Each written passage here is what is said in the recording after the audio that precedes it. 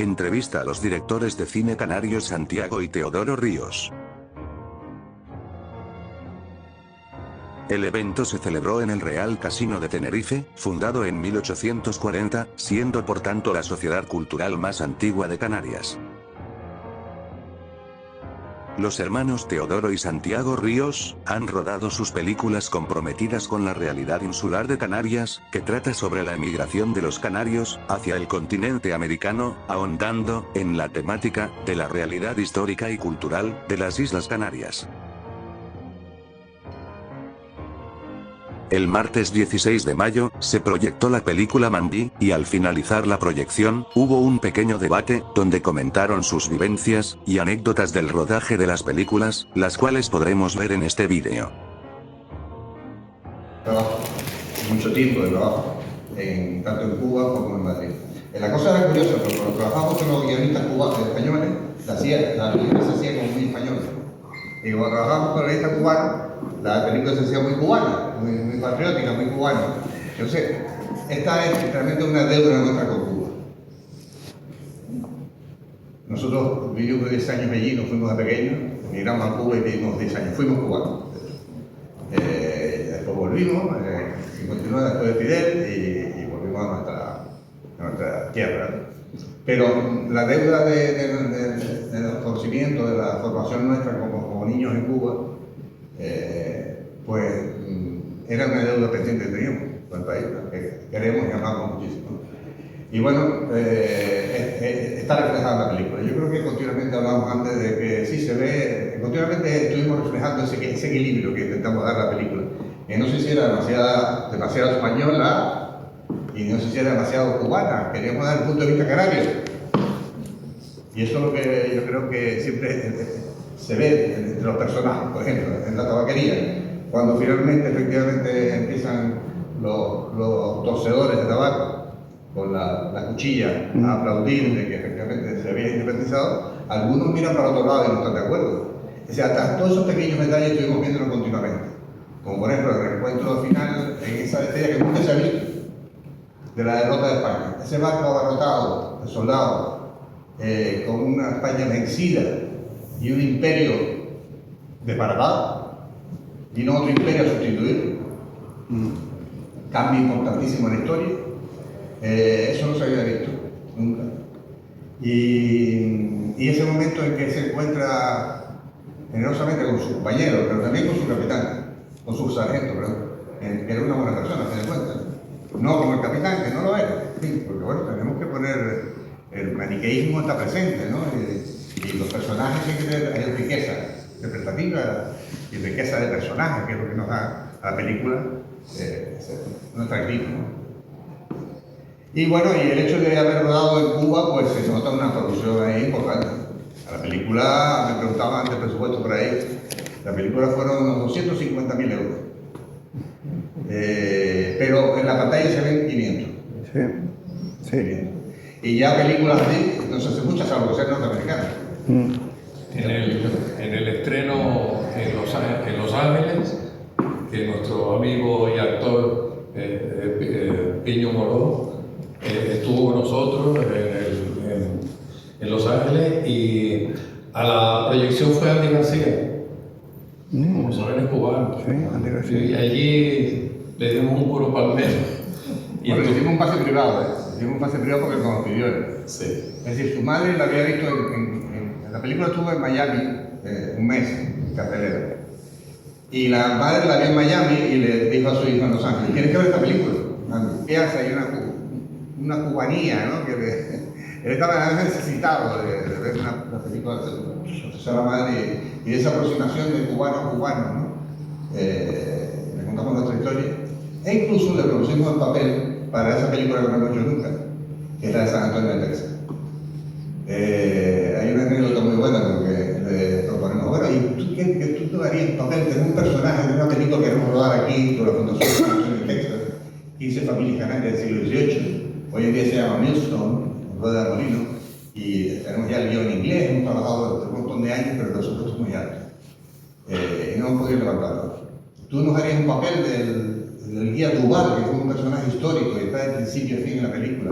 además de quien se enamora María Curvelo, esa jovencita que sale de Lanzarote con 15 años, y ves ese señor curtido, un guía, y se queda prendada a su primer amor, ¿no? Que le llevó hasta el final de su vida. La historia, bueno, los personajes son correctos, que hay, la historia es ya ficcionada, ¿no? Pero el personaje real, María Curvelo, la tía canaria que sobrevivió a todos los canarios, murió con los 20 y tantos años, y el guía Duval también fue un personaje real. Nosotros lo hemos mezclado para hacer y entonces me dijo, sí, hombre, ¿cómo no? Pero ¿tú hablar con tu representante? Dice, no, me llamas a mí, no es pretendido. Bueno, y para hacernos una idea, ¿tú qué nos cobrarías por esto? Eso, por ser ustedes que somos cubanos y tal, la mitad de mi presupuesto. ¿Sí, cuánto es la mitad de tu caché? Y la mitad de mi caché son $9 millones. La película está en 6 millones, la película completa. Y dice, bueno, pues muchas gracias. Bueno, ya que llamaremos,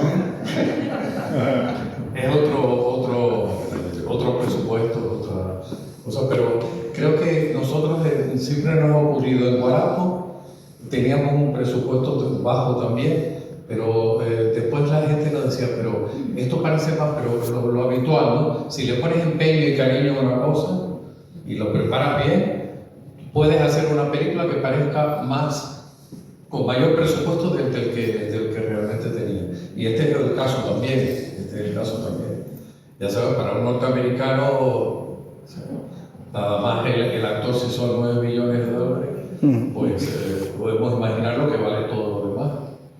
En el cine siempre recuerdo la frase del cuadro de Sorolla, dicen que el pescado es caro, cuando se ven los pescadores muertos, ahogados. Dicen, claro, y dicen que el cine es caro. El cine ya se pueden imaginar, ahí ven los títulos de crédito, cuánto tiempo tarda, y toda esa gente cobra y come. Mira, Santiago, yo cuando te decía, tiene que poner y tú decías, no, es Mambí, porque Mambí es algo en Cuba, ¿no? Sí, es el nombre de los insurrectos cubanos, de los que lucharon contra España, los mambises. Es un nombre inicialmente peyorativo. Sí. Un nombre inicialmente peyorativo, que es más o menos negro, mono, una cosa así, impuesto por los españoles, ¿no? Pero ahí se cogió como título, por orgullo, se llama Mambí. Es como decir... Entonces ser Mambí en Cuba es muy importante.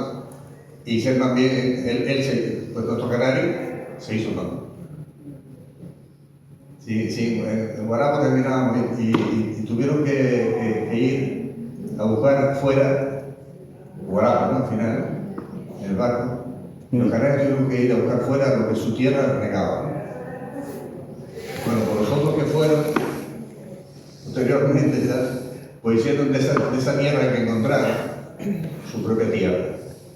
Y esa es la continuación que hemos querido ver en esta película, con nuestro propio homenaje a la cultura que cogió allí.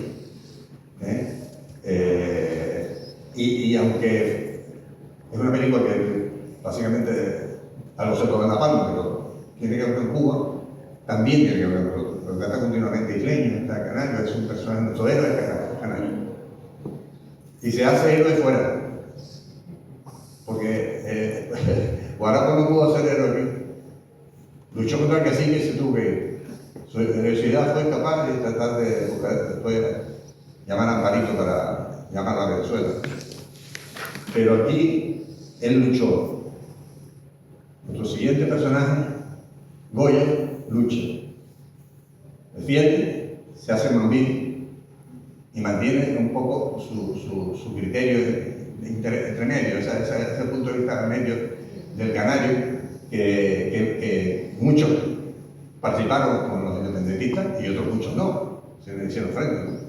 Pero bueno, esa fue la decisión que hay que tomar todavía. Y efectivamente en su momento no fue entendido. Y llegó a la gente a decirnos, bueno, pero ¿y cuándo van a dejar, con Guarapo, cuándo van a dejar de hacer cosas en temas canarios? Dice, pero si acabamos de empezar. Era como decir, tuvimos muchas experiencias, anécdotas que no son para contar ahora, pero el resumen es que dijo alguien, pero estos ríos están loco, van a hacer una película de un gomero que trabaja en la platanera. Y nosotros, asombrados de que alguien pudiera, ¿sabes? Que alguien pudiera tener ese concepto negativo de sí mismo. Y nosotros, cuando alguna ocasión teníamos la oportunidad de replicarlo, decíamos, ¿me quieres explicar qué es un cowboy? Aparte de que el mito, los disparos y los duelos y todo esto, pero a la hora de verdad es un tipo que cuida vaca. Muchacho de vaca, cowboy. Entonces, ¿qué pasa? Que un hombre que trabaja en las plataneras en unas islas en la costa africana no tiene el mismo sentido o humanidad o drama o vivencias que las que puede tener uno que cuida vacas y tiene que cruzar toda Arizona para vender el ganado. Entonces para nosotros eso era, ahora ya se entiende, creo que ya se comprende más, pero en aquella época a nosotros nos sorprendía, porque no teníamos el problema que tenían algunos canarios, que era que lo de fuera siempre está bien, pero nosotros, ¿sabes?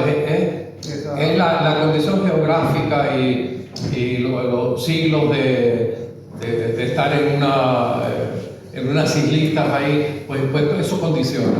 Pero nosotros, a lo mejor porque habíamos viajado desde niños, nacimos aquí, de familia de La Palma y de Tenerife, pero nos llevaron a Cuba de niños y entonces crecimos en Cuba y le poníamos flores a José Martí, ¿sabes? Y estudiábamos toda la historia de Cuba. Entonces al llegar aquí era la historia de los Reyes Godos, que teníamos que aprenderlo de memoria. Los que tengan edad para eso lo sabrán.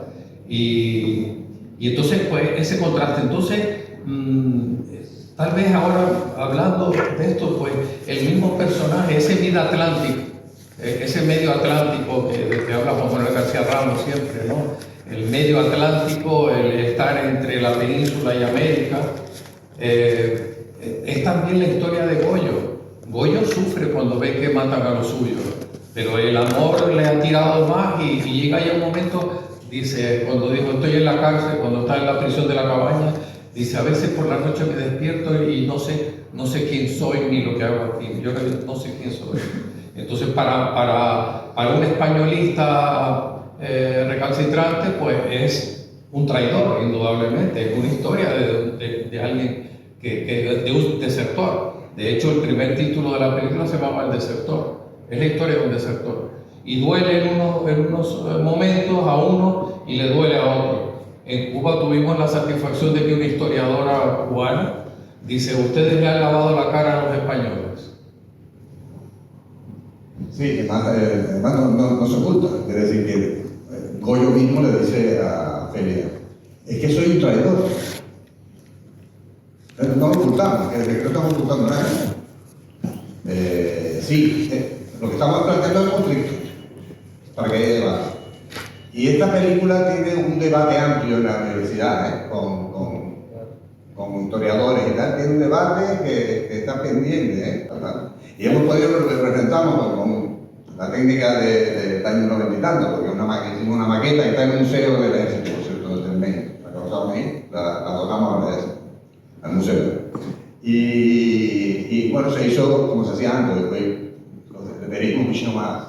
No está mal, está bien hecho, pero ver la voladora del Maine en un largometraje de ficción donde tiene que ver con nuestra historia, pues es muy importante. Porque de manera no se ha visto. Tampoco se ha visto la realidad de España.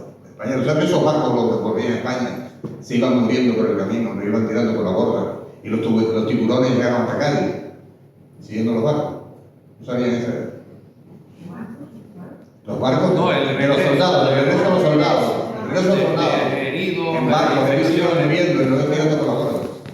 Y los tiburones llegaron hasta Cádiz, comiendo cuerpos de soldados españoles. Aquello fue una catástrofe. ¿Qué pasó? ¿Qué pasó en el 98? Esta película pretendíamos que para el 98 tuviera algo de placer.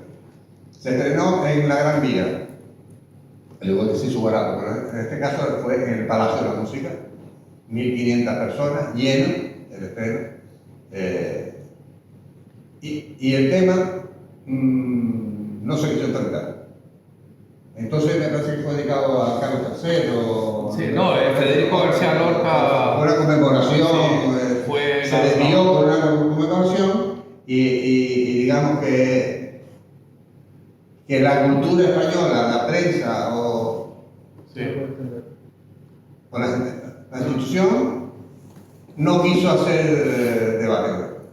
Es que es una herida. No se quiso hablar de ello, es una herida, pero claro, es que son heridas que dejan en el armario y sigue la herida. Los americanos se exageraron con la guerra de Vietnam y la dejaron atrás. Pero si nosotros seguimos sin tocar, nosotros hicimos una imagen referente a eso, porque nos dimos cuenta de lo que estaba pasando, que es una avestruz metiendo la cabeza debajo de la tierra, ¿no? Y nosotros planteamos que bueno, si tú no quieres hacer frente a tus fantasmas, a tus errores históricos, pues jamás lo vas a superar. Y a lo mejor es a lo que me lleva a la tontería que vivimos hoy en día y la superficialidad. Sí. No fueron los españoles. Bueno, pero ese debate también está sobre la mesa. Según la última, no sé, hace unos años, unos cuantos años ya, los norteamericanos reconocieron que había sido un accidente de ellos, que no fue España. Hasta ellos reconocieron.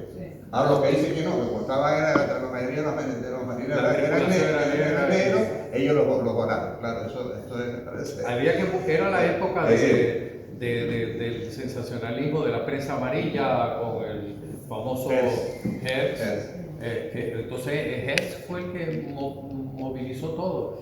Es curioso porque ahora estaba viendo la película que hace unos años que no la veía y me estaba acordando de Ucrania, ¿no? ¿Sabes? De las heridas que crean. ¿Cuánto tiempo los ucranianos van a... ¿Cuántas generaciones van a pasar hasta que olviden lo que está ocurriendo allí? Eso ya está perdido. O sea, entonces es el espanto de la guerra y en esta Europa supuestamente civilizada, de pronto aquí estamos viviendo el horror el horror. Que no hemos querido, como han visto, hay algunas escenas violentas, pero no hemos querido renunciar a ellas. Y perdón por lo mal hablados que son los soldados. Pero bueno, eso es también una realidad. No íbamos a estar haciendo paños calientes ni dulcificando esto. Yo sé que algunas personas se pueden sentir ofendidas por diálogos o por la... Ya no. Bueno. Entonces... Si no, que levante la mano y se siente ofendido. Aquí tenemos a Cristina Jiménez, que fue maquilladora en las secuencias de La Palma. Sí. Y ella trabajó en la secuencia que rodamos en La Palma. Y iba a venir Carlos Fuentes, ya le dije que estaba de viaje en globo, ¿sabes? Es el protagonista, sí. Y Carlos Quintana, que es el chico, el actor canario que llevamos para allá, que es el jovencito que tiene la torcedura de pala, el que mata, el palmero. Eran dos chicos, y entonces a este lo matan sin disparar un tiro, lo matan. Él iba a venir aquí, ahora está dedicado al arte, ya no hace cine, es artista plástico. Sí, lo mataron, sí. Bueno, pues esto es... Bueno, ahí después está la tercera película, va a ser El vuelo del Aguirre. Quiere decir que sí hicimos una tercera película. Lo que pasa es que es una trilogía no buscada, una trilogía encontrada. ¿Qué pasó con la última película? Muchísimo menos presupuesto. El vuelo del Aguirre la hicimos bajo mínimos y con medios propios y tal. Es una pequeña película, pero hablamos del inmigrante que vuelve a Canarias, no exitoso, no es el indiano. Vuelve no exitoso como la gran mayoría. Y sencillamente vuelve a recordarse con su tierra y con su familia. Y como hay acontecimientos que lo llevaron a irse y cosas pendientes con la historia de la familia, pues la familia no le hace mucho caso. Pero resulta que con quien se interesa mucho es su hijo, su nieto. Y entonces la historia de la Canarias de antes y el interés del nieto nuevo de la Canarias de ahora. Esa es la película que verán. Esto será el día 24. El vuelo del Aguirre. El día 24 aquí mismo. La semana que viene. La semana que viene, el día 24, pues está. Allí hay un par de actores escondidos. O sea que está muy bien. Que dos buenos actores. Muy bien. ¿Qué tiempo tardaron en rodar la película? Eso me iba a preguntar. Yo quería saber la reproducción, cuánto duró y el tiempo que se hizo Estuvimos en Canarias y... En Canarias fueron como 15 días y en Cuba 2 meses y medio aproximadamente. Rodamos en La Habana, las escenas de La Habana Vieja, y luego en Pinar del Río, que es la provincia occidental. Sería precisamente Millstone, la piedra de molino, o dicho de otra manera, o subtítulo, la fundación de San Antonio de Texas. Esa fue nuestra segunda película, antes de Mambí. O sea, nosotros hicimos Guarapo, estuvimos muchos años esperando para poderla hacerla dentro de la industria. Porque siempre a veces la gente se desespera y dice, no, la voy a hacer así de amiguetes, no. O lo hace bien o no lo hace. Y así fue que hicimos Guarapo. La segunda era San Antonio de Texas, que tenemos el guión terminado también. Pero presupuestos. Y las anécdotas por medio. Y bueno, aquí años y 30 años, y empezó a ver, el guión es precioso, está ahí. Lo hemos editado, de hecho, lo hemos editado. Lo hemos puesto solamente, está editado. Incluso en inglés también. Bueno, de hecho, en San Antonio, el nuevo presidente de la Asociación de Descendientes vino por aquí a final de año y nos entregó una medalla de la asociación por el esfuerzo de nosotros y el guión. Y se puso a su disposición de ayudar en lo que pueda desde la asociación en San Antonio para que este proyecto sea un día realidad. ¿Qué estamos pensando hoy en día? Que ese guión, que tiene una duración de un par de horas, que lo tenemos en inglés además también, que hemos trabajado, y es un bello guión.